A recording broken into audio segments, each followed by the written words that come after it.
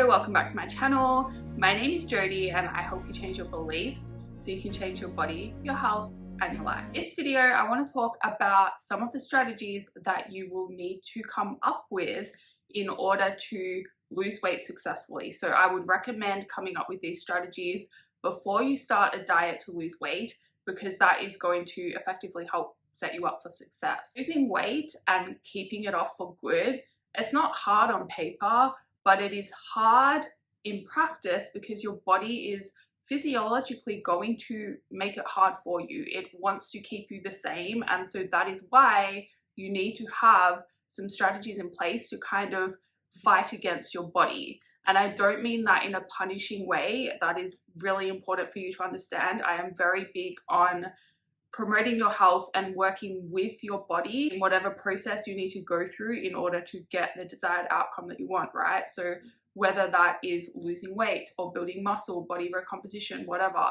like, you need to respect your body and work with it.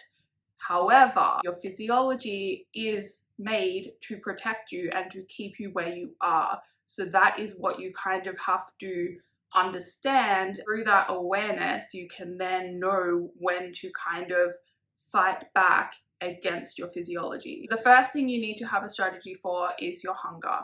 If you are in a calorie deficit, which is what is required to lose weight, you are going to get hungry. And it might not be every day. It shouldn't be super intense, but sometimes it might be a little bit intense.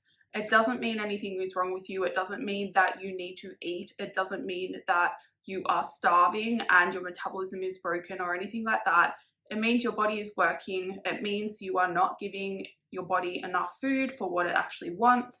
And that is when it is going to have to use your fat stores for energy. That's a good thing. That's what you want, right?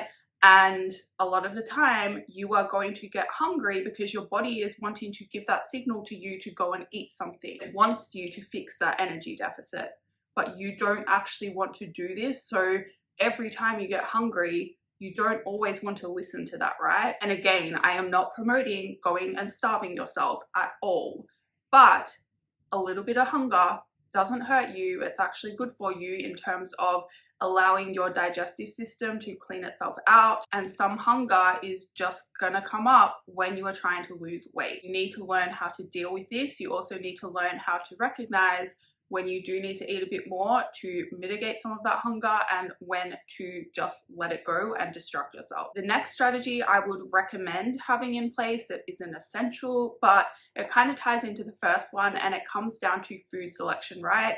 You are going to get hungry. As much as I promote flexible dieting, which means being able to kind of eat whatever you want as long as you're in a calorie deficit and you will lose weight, this still needs to be within reason. A majority of your food is going to need to come from whole foods that are not processed, because that is going to provide you more volume. It is going to help fill you up for longer. It's going to help give you that mental satisfaction of still getting to eat a decent amount of food. It's going to help you eat more slowly as well, which is important. And all of this together is going to help you stick to a deficit. So if you are someone that is always eating a lot of processed food, and it could be healthy processed food as well, like protein bars and low calorie cake bars, low calorie cookies, anything like that, they are going to need to go, majority of them. What I recommend to my clients is around 80% whole foods, 20% whatever else, and that's what I'd recommend for you as well. But you know your current nutrition intake, what that looks like,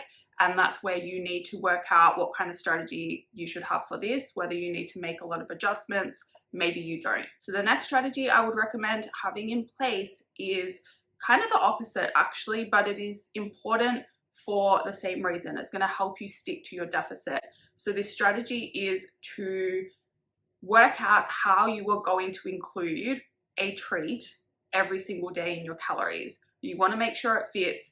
You want to make sure it is a proper treat and not some low calorie or fake version of what you actually want, because this way you are going to help to mitigate some cravings that will build up in the future the longer you're in a deficit, and it's going to help you stick it out long enough to get the result that you want. Because if you fully restrict treats altogether, or if you only really allow yourself like every few days or once a week, it's still kind of making it harder than it needs to be, right? So you want to make room for a treat every single day. So it helps you stop thinking of it as something special and something that you have to wait really long for, because you're already going to have to wait quite a long time for your actual result. You don't want to feel like you are missing out most days of the week. You want to feel like you are actually getting something that you want every single day, whilst also being able to stick to a deficit to meet your goals, and whilst also eating enough high volume food so it seems like you still get to eat a lot of food volume. It all kind of like intersects, but I wanted to break it up to make it really clear that that 80-20 rule is important to follow, right? You don't want to just meet one side of it and make your whole diet whole foods. And I know a lot of people that want to lose weight have that problem of, not a problem, but they have that black and white mindset, right? So if you have that black and white mindset and you hear me say, okay, less processed foods, more high volume whole foods, if you start to think, okay, I'm just going to make all my diet whole foods, that's going to speed things up. No, it is not. You are going to self-sabotage in some way or another at some point.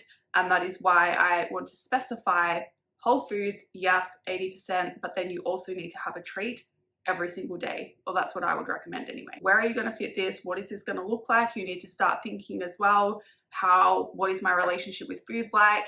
Am I best to go and buy myself a little treat every single day so I don't have a whole heap in the house that I'm going to potentially be tempted by? Or am I okay to have like a whole tub of ice cream and just pick out the portion that I want every single day? You know, like you've got to think about all of this based on how you know you behave around food and when you're in a diet. Okay, so the next strategy that you're going to have to come up with is how you approach cravings and being a bit snacky, right? So if you get to the afternoon and you know that you just want to eat something, you're not necessarily hungry, but you just want to nibble. What are you going to do about that? Because if you let yourself just nibble on whatever, that's potentially going to bring you out of a deficit. It is potentially going to take up a lot of calories without giving you any satisfaction. It's just going to make things harder long term. So you need to work out a strategy for that. And the next one is massive. You are going to want to give up more than what you are going to want to keep going. I can almost guarantee that there will be so many days where you question things, you question your progress, you question whether it's worth it. And this is where you need to have a strategy to keep you going no matter what. Because if you let yourself give up, you're not going to get the result that you want. It's as simple as that. And the people that get there are the ones that don't stop. And lastly, I want to say this, it's going to look like it's not working a lot of the time. It is going to be really hard a lot of the time. It is going to test you. It's going to test your patience. It's going to test your trust. It's going to test your belief in yourself. Progress is not going to look linear at all. You will make like a big leap and you'll think, amazing, I'm so motivated, and then you will go backwards. You might also want to think about when it feels really hard, when you feel really uncomfortable, when you feel like you are losing patience, when you feel like you can't trust anymore, when your progress is going up and down like a roller coaster, or maybe it just looks like you're never making any progress. That's going to lead to you wanting to give up. So it kind of relates to that, but that's where I would start breaking things down even further. And again, having a strategy for all those things, like losing your patience, feeling like it's not happening fast enough, feeling like it's not happening at all. What are you going to do when that comes up? Because it will. Maybe you have a separate little strategy for each of those situations, or maybe you just have a big one that prevents you from giving up. It can look like whatever you need it to look like, but I'm just giving you examples so you kind of get that awareness of what to expect when it comes to losing weight successfully. It is going to look different to how you think it should. It is going to be hard at times, and that is totally normal. I'm not saying that to put you off.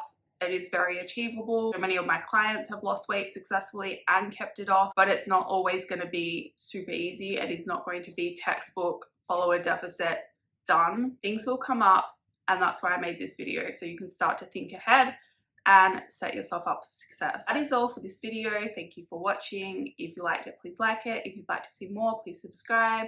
If you have any questions, feel free to send me an email. I put that in the description box, and I will see you in the next video.